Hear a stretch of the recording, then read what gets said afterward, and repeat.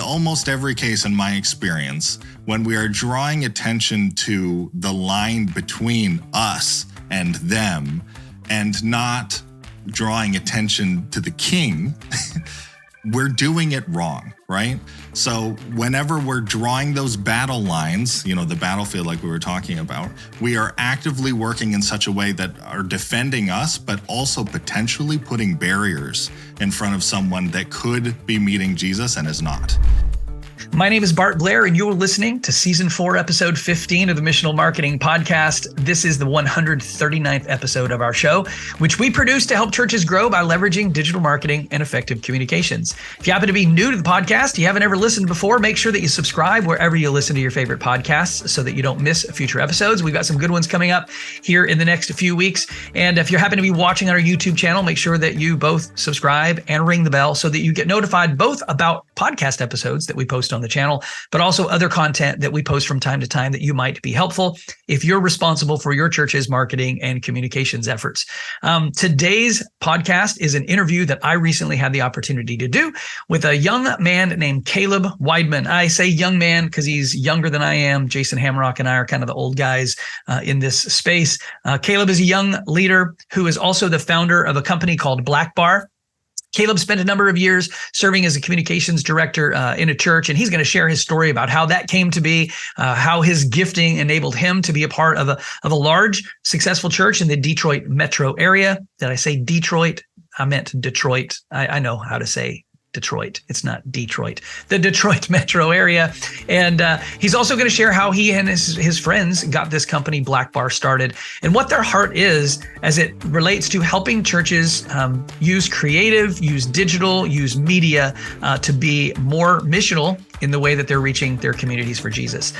Caleb is a young leader, but he is a great thinker, and I really appreciated this conversation that he and I got to have. Hopefully, it will be a blessing to you. Thanks again for tuning in to the Missional Marketing Podcast, and here's my interview with Caleb Weidman from Blackbar. Well, Caleb, I'm really excited to welcome you to the Missional Marketing Podcast today, and I'm expecting an awesome conversation because I think you're an awesome guy. So welcome to the show. Yeah, thanks for having me. I'm super excited to talk everything missional marketing. It's a big part of my life and a lot of things I think about regularly. So any chance I get to talk about it, I'm here for it. Yeah, very cool. You are a person that, because of the digital world, I feel like I've known you for a while. You have known me all for about 10 minutes. But I've been following you and the content that you guys at Blackbar have been creating since at least 2 or 3 years. I've sort of from a distance seen what you guys are doing kind of expand and grow, and I've learned from you, and I'm confident that those that are listening to the podcast today or watching on our YouTube channel are going to have an opportunity to be blessed and learn from you as well. But before we kind of get into sort of the meat of our conversation today, why don't you tell us a little bit about your story and how you ended up where you are today doing what you're doing today? Sure. Yeah. My story is I got very lucky in that I figured out what I love doing early in life. When I was about 11 years old, I was very much a nerd, like most of us kind of started out. Very into video games, was very into Pokemon at the time. And I had found out that if I open Microsoft Paint on my computer and I go pixel by pixel, I could change the color of the Pokemon and change the shape and make my own and everything. And my dad one day came home and saw me doing this. And he had a very old, I believe it was Photoshop 7 at the time, a copy of it lying around. It's like, well, if you're going to waste your time making fake Pokemon, at least use a program that's going to be better at it.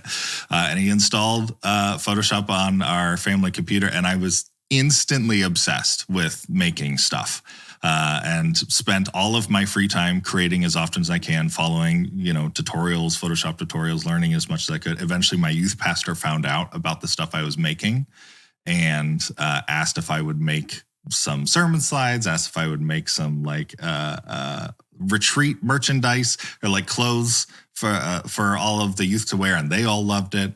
But the big kind of hit for me was when I was in high school. The denomination that I'm a part of and still serve in is the Assemblies of God. They have a a national fine arts festival. So it doesn't matter if you're big into singing and a worship team, or if you're into graphic design, photography, human video, whatever it is, you can come and you can sort of enter into this festival. And if you win, there's scholarship money attached to it and everything and whatever. And the first year I entered, I stumbled upon third place in the country. And I was like, oh, maybe I should be doing this like professionally. And then the next 2 years that I was in it, I managed to go first in the country for graphic design both years.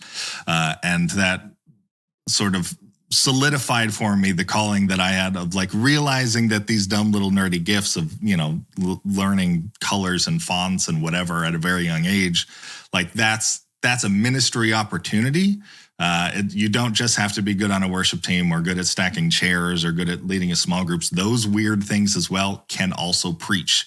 It's just a matter of finding the right opportunities. And thank the Lord I had youth pastors in my life and obviously my parents and other opportunities to discover that early. And I think that's really set me up to explore all the different areas of media now and seeing how those can be used as sort of ministry tools whenever possible.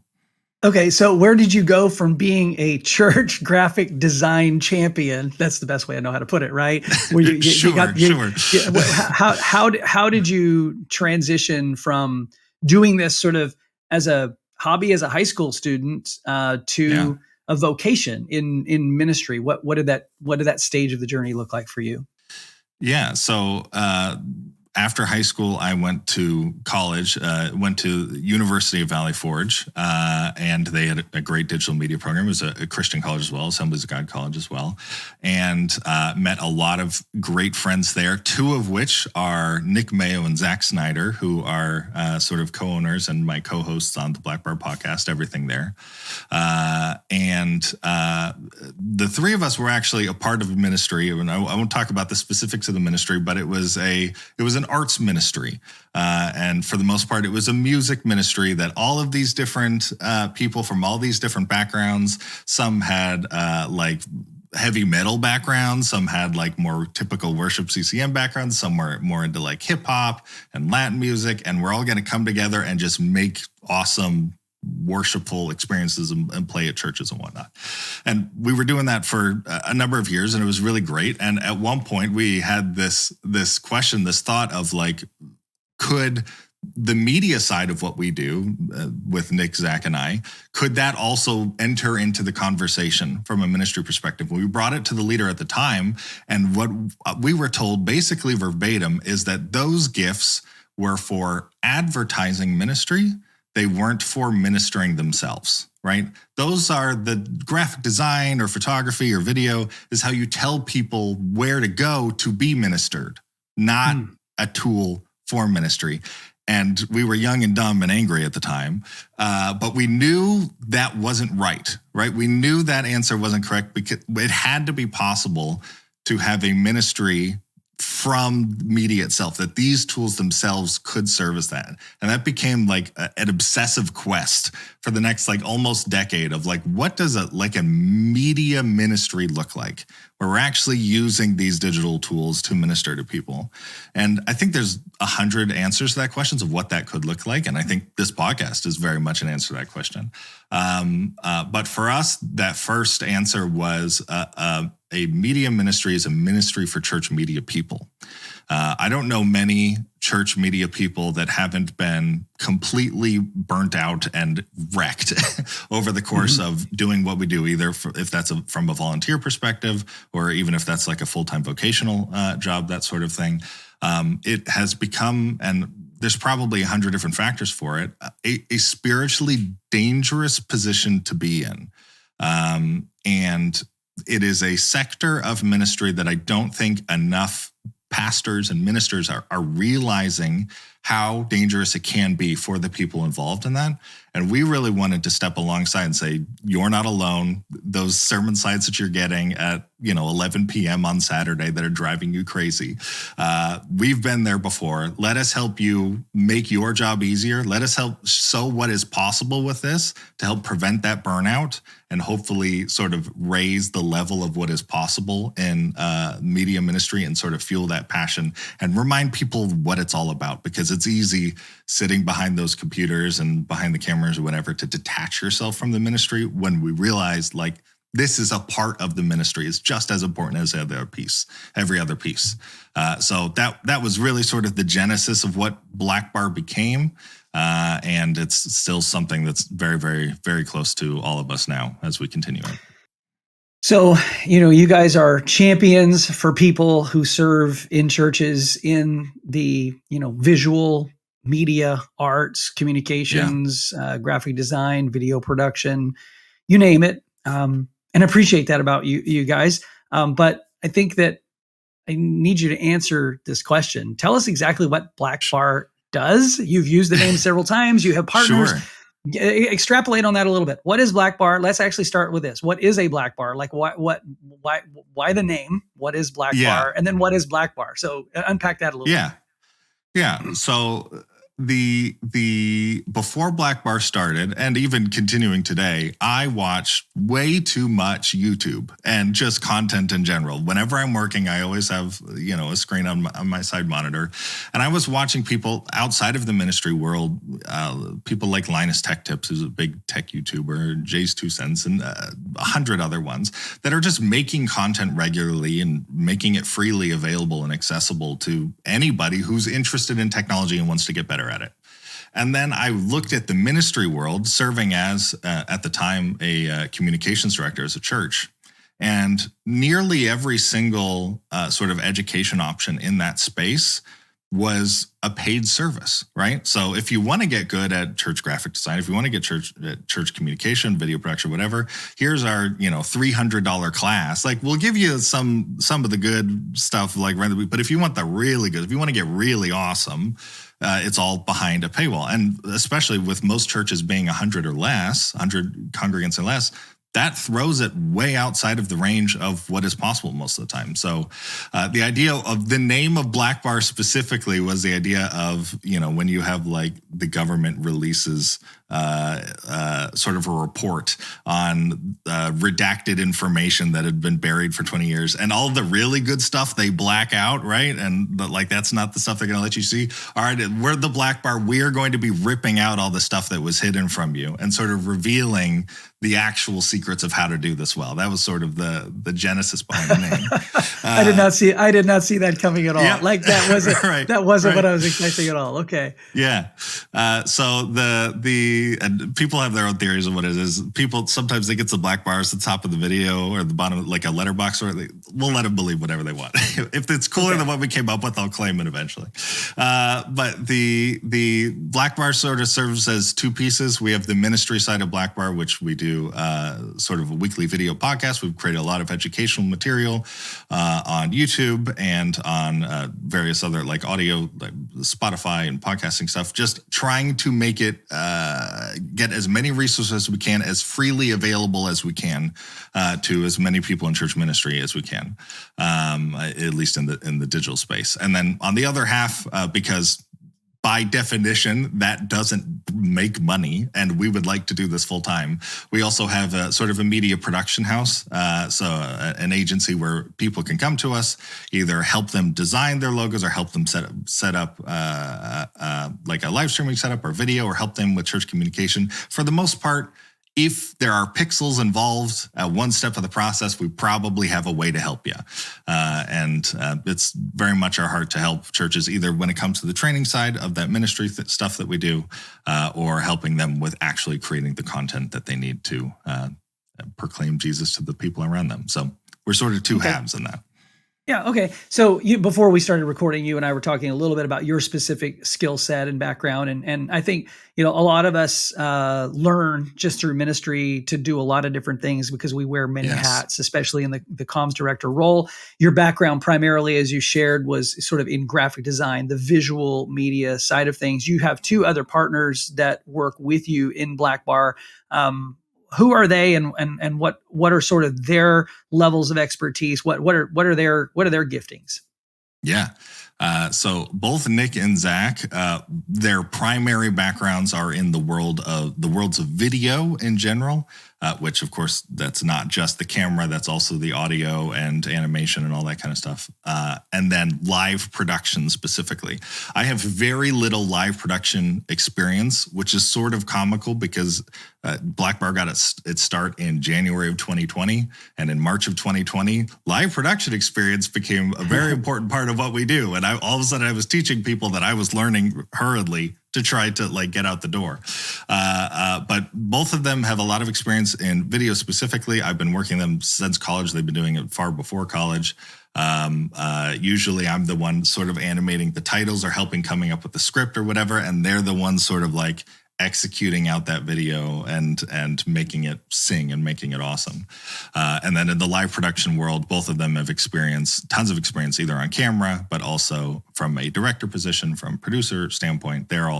We complement each other extremely well in what we know and are able to cover sort of a wider range of everything church media professionals usually need to touch.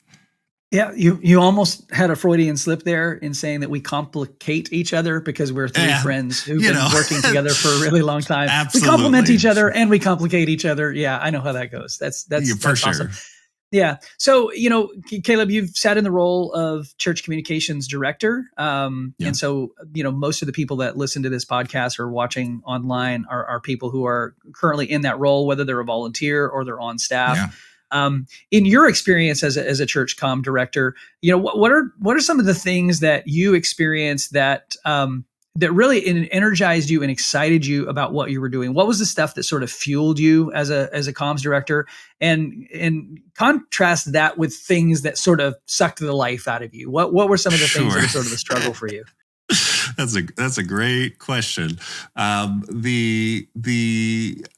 So I functionally served as a communications director. The name of the department at the time was the Multimedia and Marketing Department, which is effectively communications. But I remember standing in that role and previous to that point, having mostly just multimedia experience. And now I'm also the marketing director and realizing how much I have to learn, because it's not just, my job was never just make a good slide. It was get people to the event.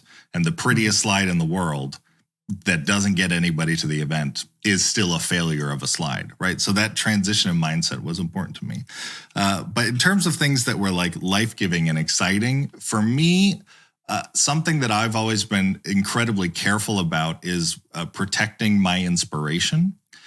So I believe that generally speaking, there's no such thing as an original idea, that every idea that I've ever had or you've ever had has been borrowed and tweaked and combined from something else we've seen, right? And one of the ways where we can run into issues of being really derivative or being really copy-paste is when we continue to pull from the same pool that we're pouring into.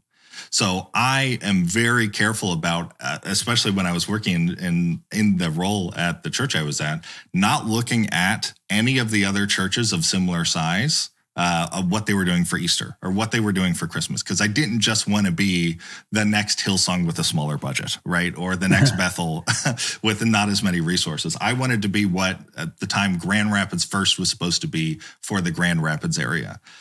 So the things that really excited me is when we were able to pull off like things that weren't just, hey, have you seen whatever this church has done and it's been really successful or whatever. It was when we were able to come up with a custom solution for our congregation or for our community that really met the needs of that group, and then seeing other churches sort of take inspiration from it and move on from there. That was always super life-giving to me, of like solving out my own problems and not trying to borrow someone else's solutions and seeing if it would kind of fit.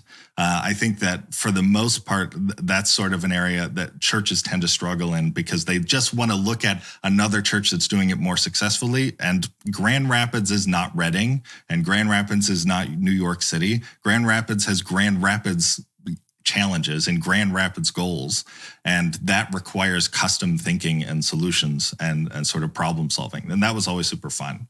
When it came to the things that were draining on me, I think, the church that I worked at was a large church.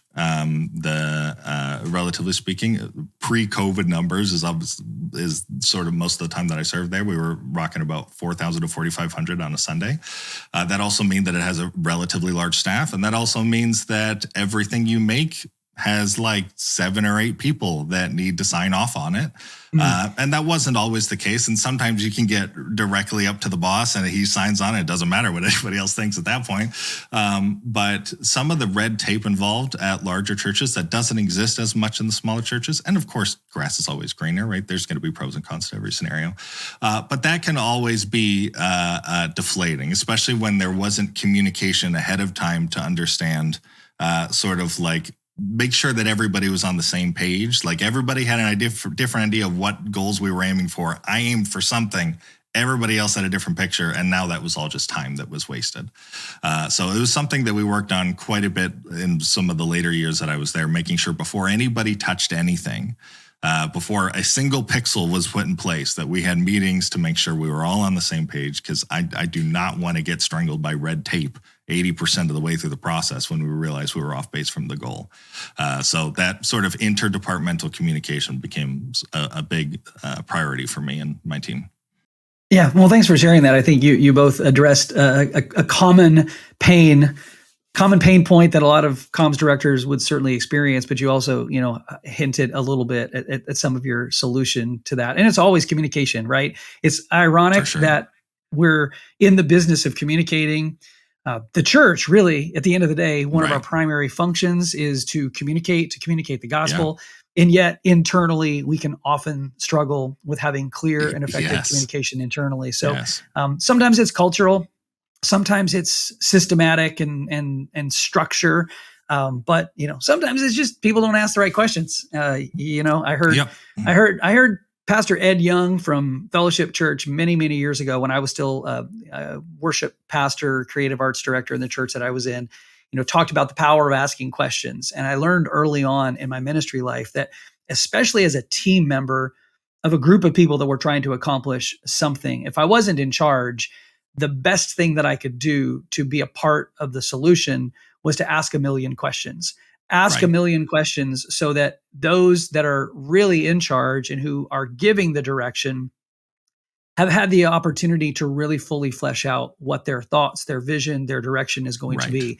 So if you're sitting in a room of creatives or executives and you're the creative in the room, ask a million questions, write down the answers, and use that to synthesize what you're doing. Caleb, I'm going to pivot our conversation a little bit. I had something specific that I wanted to chat with you about today. As a comms director, it's pretty much impossible to ignore the world of social media. It's just a big part of what churches do. People who listen to the Missional Marketing Podcast and those churches that I have the privilege of coaching will know that I'm not a huge proponent for social media as a communications tool. I personally, I'll just share this with you. You don't know this about me, but maybe some of the listeners do. I think that we put far more energy and effort into social media content than we actually get on the return on that investment. I don't always think that social media the juice is worth the squeeze. Nonetheless, it is an area that every comms director is putting some level of focus. Every church is utilizing social media as a way of communicating their message, communicating the ethos of their church. In a recent video, I was kind of scrolling through your Instagram feed, and you were at a conference or something. You can kind of give the context of this if you want to. But you were talking about challenging those that were in the audience at this conference you were speaking at to think of the internet. And maybe you're speaking specifically about social media, but I know you're talking about the internet. Thinking about the internet as a mission field as opposed to a battlefield. And maybe I'm inferring the social media piece because I naturally see social media platforms as a battlefield. But you challenge your audience or encourage your audience to think of the internet as a mission field as opposed to a battlefield. Talk us through what led you to synthesize a statement like that. What's sort of your heart behind that? For sure.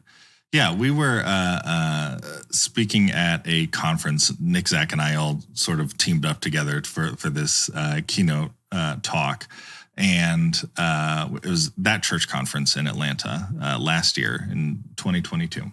And we earlier in the day, we're sort of all just hanging out and talking. And I was scrolling through Instagram, if I remember correctly, and I found it was a video, it was like a reel of some random person that I don't know who it was. It was some Christian woman, and she was sort of going on and on about the fact that effectively Christians aren't taking enough of a stand online for biblical values, and that in order to really sort of change the world and like bring it back to, Christian ideals and all that kind of thing, that we need to find places online to sort of inject ourselves and display Christian values and then fight for those to exist. More or less, we're not getting in enough fights on the internet is sort of the vibe that I was getting out of this. And I remember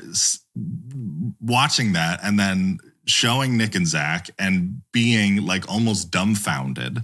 And both of them, just their personalities feel really deflated. And my personality, there's steam starting to come out of my ears.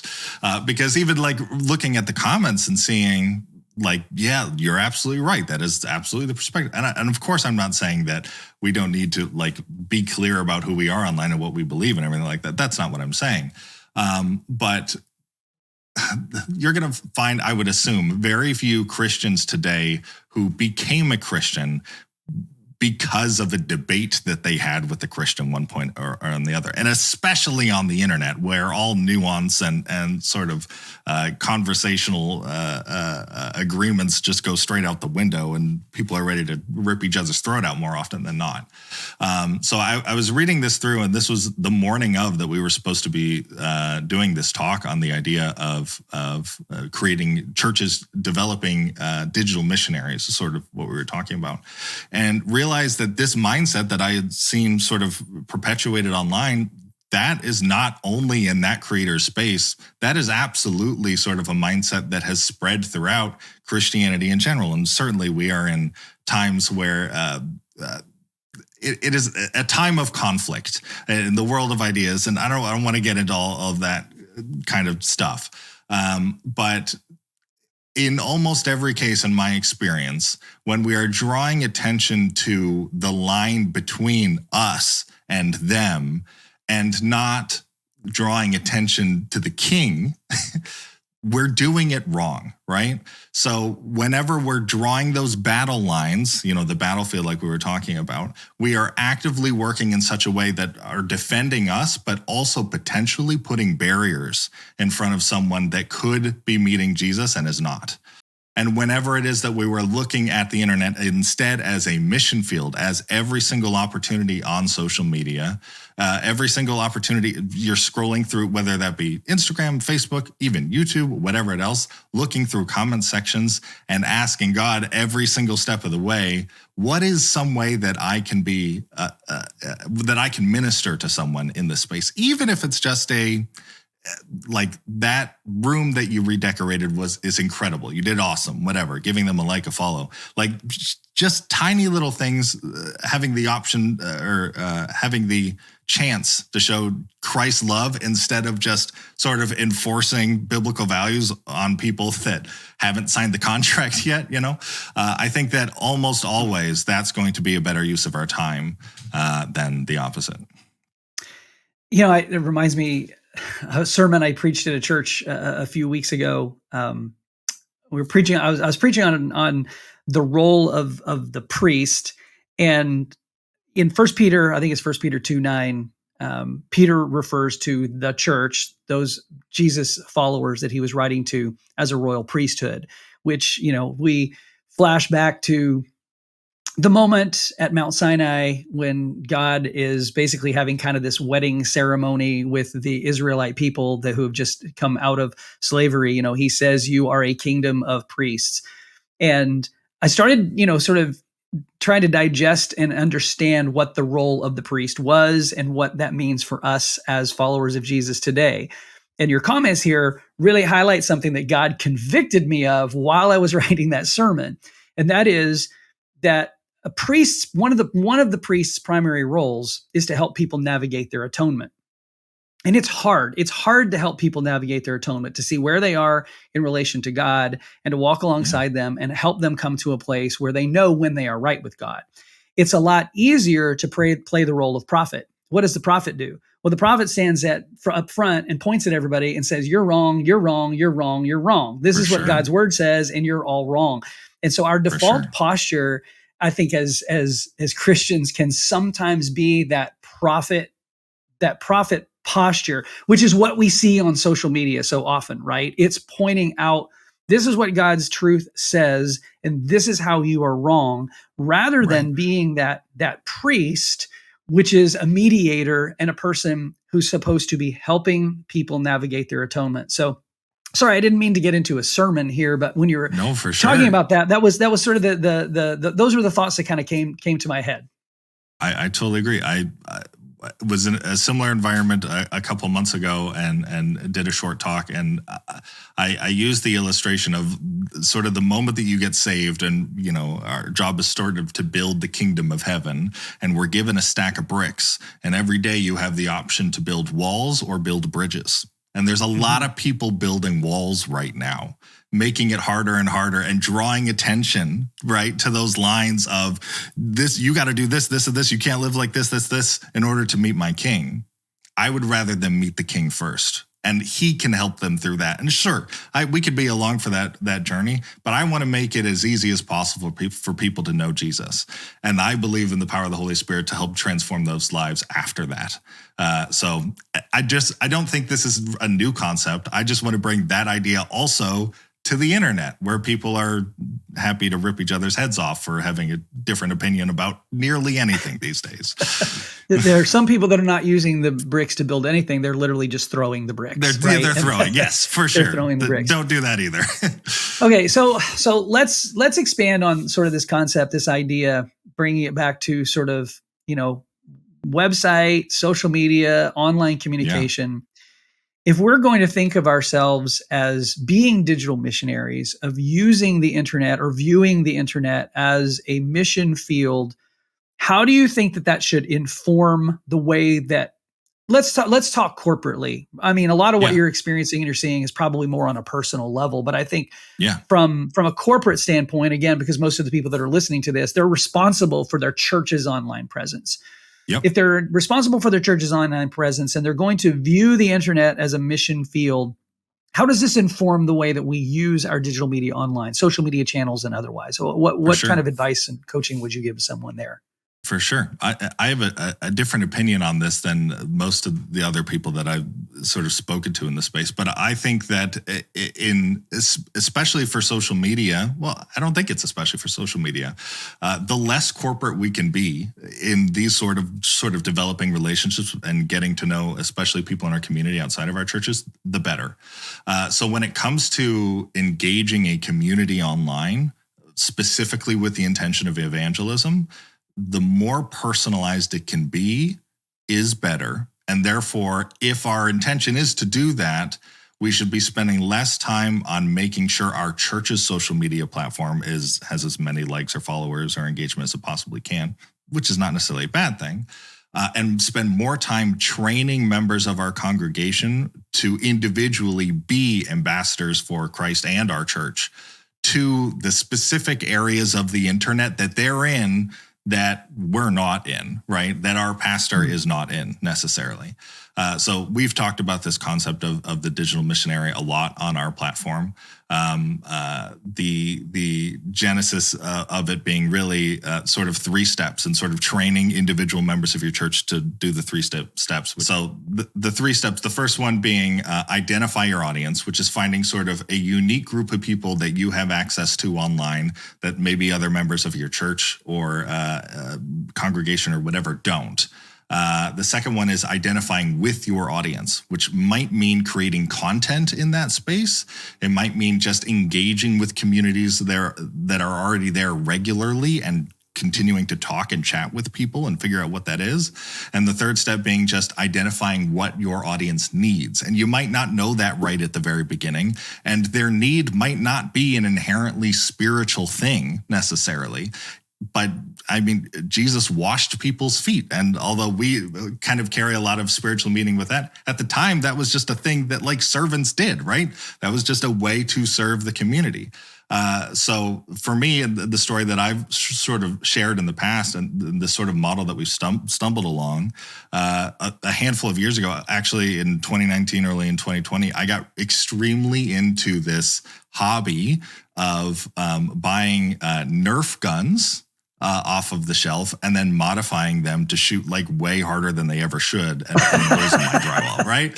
So like a typical Nerf gun shoots like 75 feet per second. Mine were shooting about 300. It was leaving welts. It was incredible. It was so much fun. But it turns out that there's this whole community of people online who do this whole thing. And there's even a whole bunch of groups of other man children who will get together and have these like little, like almost like a airsoft club or whatever. We're local and they'll shoot each other with these things that they've made, right? And I had found a group that was localized to Grand Rapids that was meeting on Discord specifically to talk back and forth and sort of, they wanted to set up a game and they had not done it yet.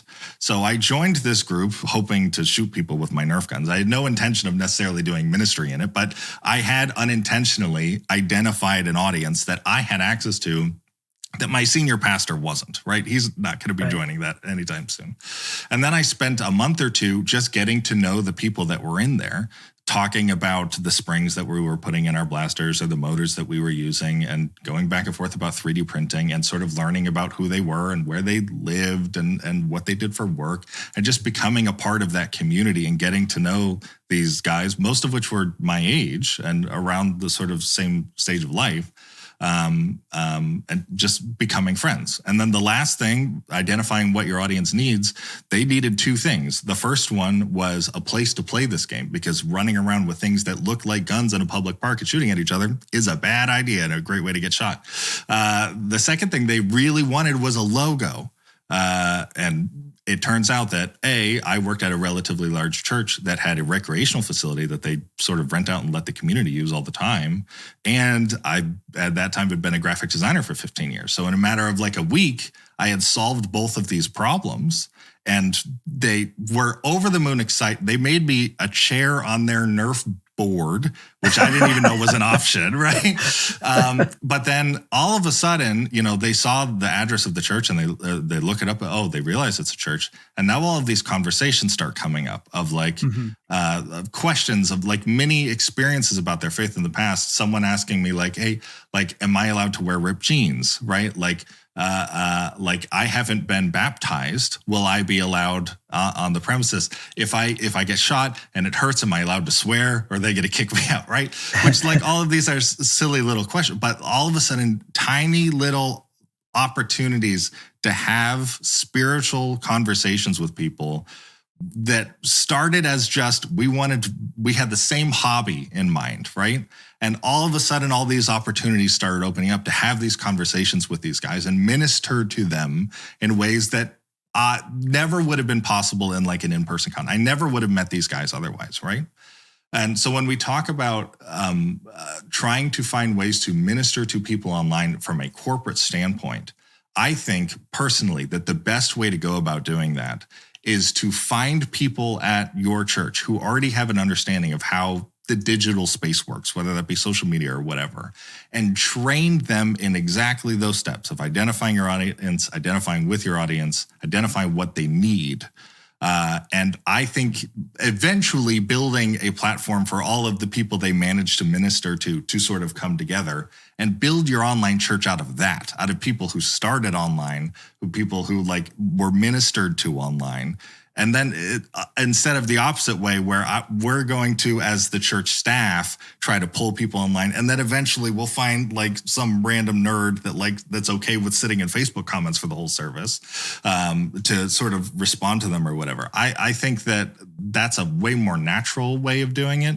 And I think it's a much more effective way at reaching people online individually rather than just paying Facebook to promote my, Easter event, another $30 to reach another 15 more people or whatever. Yeah, that is it's a very interesting point. I'm reminded of 1 Corinthians 10:31 that says, whatever you do, whether you eat, drink, or whatever, do it all for the glory of God, right? Right. So whether that's shooting people with Nerf guns, do it Sure. for God's glory, or Right. sharing your life and sharing your story on social media. I think that you're onto something there. I think that people, I do evangelism training in churches sometimes, and I realize that even as I'm sitting here listening to you share this story, that there's a missing component even to the evangelism training that I do, which is helping people understand how to even leverage their own personal social media accounts and their own online digital presence Right. To be ambassadors for Jesus online. Because I don't think most people are thinking about that naturally. We expect our pastor to, we expect our church leaders to, but we may not always realize that we have reach and connection with people that the church leaders and the pastors never do. You know, my church that I used to pastor, we used to print postcards for our sermon series or our events, and we didn't mail them. You know, it's kind of old school. There was a time when I was mailing like 30 or 40,000 postcards for every event pre Facebook and internet marketing. But I would print these postcards and I would stand up in front of the church and say, okay, everybody got one of these postcards when you came in today. This isn't for you. This is for someone that you know that I don't know, because you have reach that I don't have the ability to reach. And I think that if people realize that their own personal social presence, their own personal social accounts can actually be an amazing conduit, an amazing tool for the gospel without being preachy, right? I think one of the other things that you said that really resonated with me was you created a situation and an environment that got people to ask questions that you then got to answer. And I think for the church as a whole, we have a problem with trying to answer questions that no one's actually asking because we don't listen well enough to know what people really need to have answered. And I think it really bodes well for us to be people who, again, listen well so that we can know what people are asking, so that we can ask better questions and get better answers.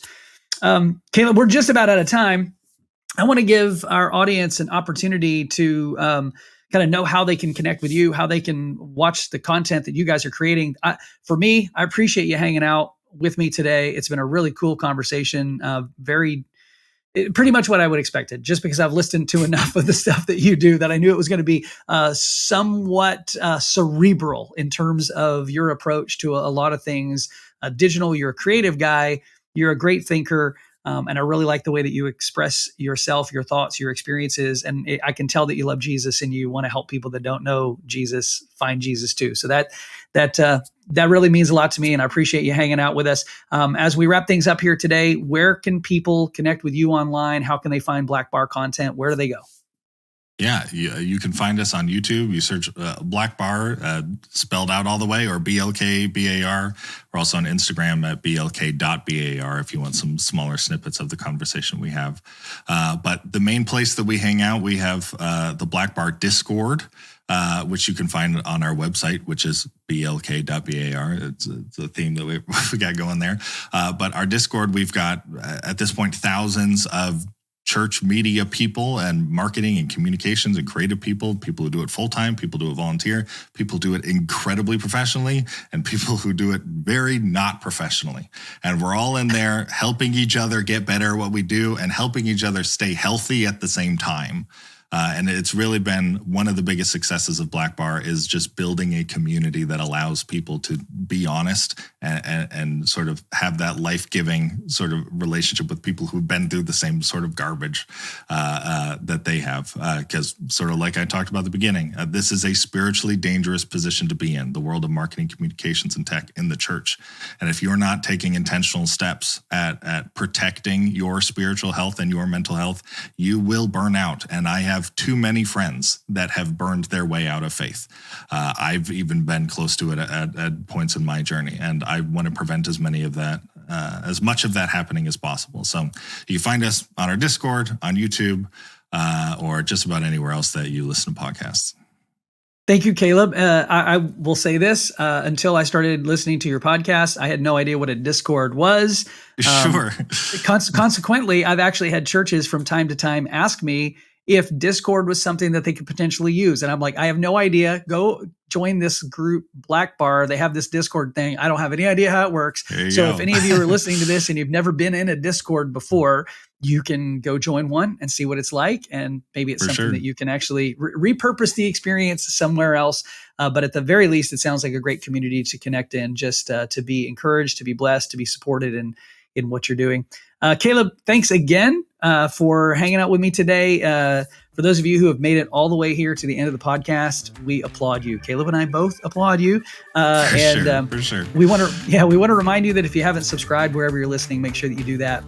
Leave us a rating or review. If you're on the YouTube channel, as we always do, the very top comment on the YouTube video is a question, and we would love to engage with you on that YouTube channel. It's pinned to the top, so check out that question, answer that question. Love to engage with you there. Caleb, once again, thanks for being on the show, man. Yeah, thanks for having me. Super exciting.